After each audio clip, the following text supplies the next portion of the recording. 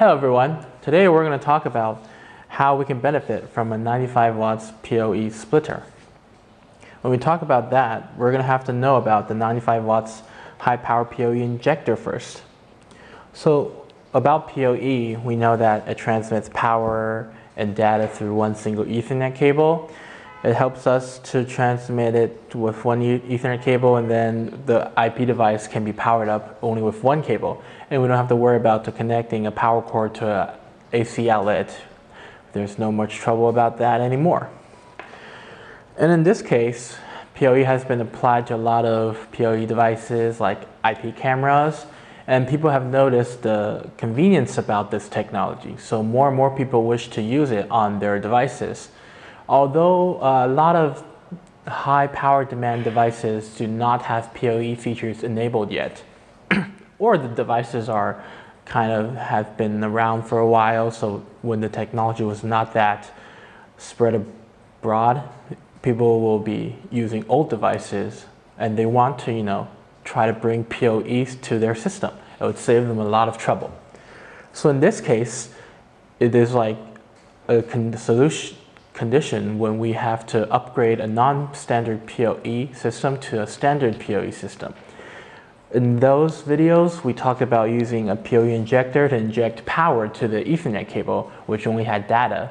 So then the Ethernet cable would become a PoE signal Ethernet cable, and then we can receive power and data at the IP device.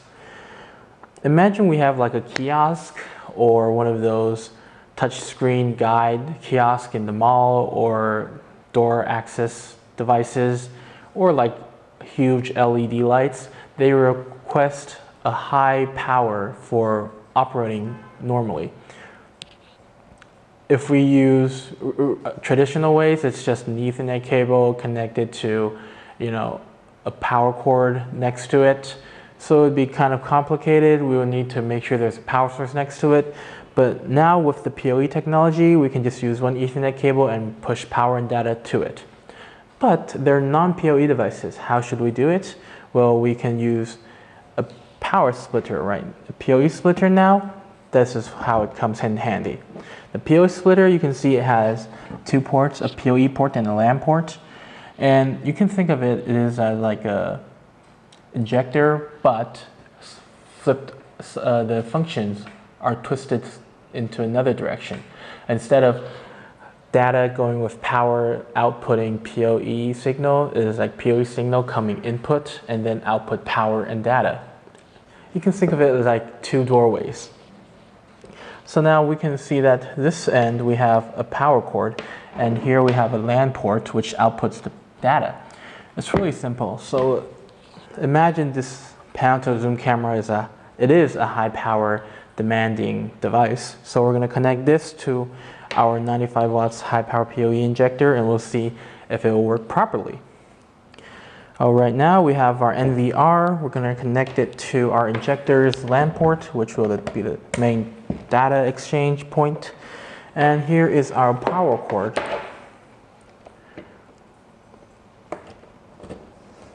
And then we will connect our Ethernet cable with our injector, so now it will be flowing with PoE signal. And then the PoE signal will go to the splitter's PoE input port right here, and thus there will be PoE signals separated to power and data right here, and then a single patch cord to the LAN port and connect it to our panel tilt zoom camera, and then a power cord. You can see that power has been going through because it is self-diagnosing right now. And let's just wait a second to see if there's an image on the screen. Okay, now we have the image on the screen. I'll wave my hand in front of the camera so you guys can see that it is a live video feed. So yeah, the setup is pretty perfect. You can think of like power, data going through meets each other at the injector, or travel through the Ethernet cable as PoE signal. Once they reach the splitter, they separate to power and data again, and then go to two different cords to our final terminal device.